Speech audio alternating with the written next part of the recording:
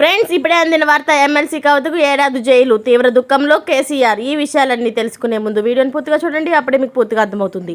అదేవిధంగా చాలామంది సబ్స్క్రైబ్ చేసుకోకుండా వీడియోని చూస్తున్నారు, దయచేసి సబ్స్క్రైబ్ చేసుకోండి. సబ్స్క్రైబ్ చేసుకోవడం వల్ల నేను చేసే ప్రతి వీడియో అప్డేట్ మీకు ముందుగానే నోటిఫికేషన్ రూపంలో వస్తుంది. అదేవిధంగా లైక్ చేయడం మర్చిపోతున్నారు, దయచేసి లైక్ చేయండి. లైక్ చేయడం వల్ల ఇటువంటి ఇంపార్టెంట్ ఇన్ఫర్మేషన్ చాలామందికి రీచ్ చేసిన వాళ్ళు అవుతాం. ఇక లేట్ చేయకుండా వీడియోలోకి వెళ్ళిపోదాం. కవిత ఇప్పట్లో జైలు నుంచి బయటకు రావడం కష్టమే. ఆమె చుట్టూ మరింత ఉచ్చు బిగుసుకుంది. లిక్కర్ కేసులో ఈడీ, సిబిఐ అలాగే చట్రంలో పూర్తిగా ఆమె ఇరుక్కుపోయినట్టే. ఈడీ జ్యుడిషియల్ కస్టడీలో ఉన్న ఆమెను అరెస్ట్ చేసిన సిబిఐ లిక్కర్ కేసులో కవిత పాత్రపై మరింత తవ్వి చూస్తుంది. రెండు ప్రత్యేక కేసుల్లోనూ ఆమె ఇప్పట్లో బెయిల్ వచ్చే సూచనలు అయితే కనిపించడం లేదు. కవిత నెలల తరబడి జైల్లో ఉండక తప్పదు. ఢిల్లీ లిక్కర్ కేసులో తీహార్ జైల్లో ఉన్న బీఆర్ఎస్ ఎమ్మెల్సీ కవితను సిబిఐ అరెస్టు చేసింది. ఈడీ కస్టడీలో తీహార్ జైల్లో ఉండగానే సిబిఐ కవితను అదుపులోకి తీసుకుంది.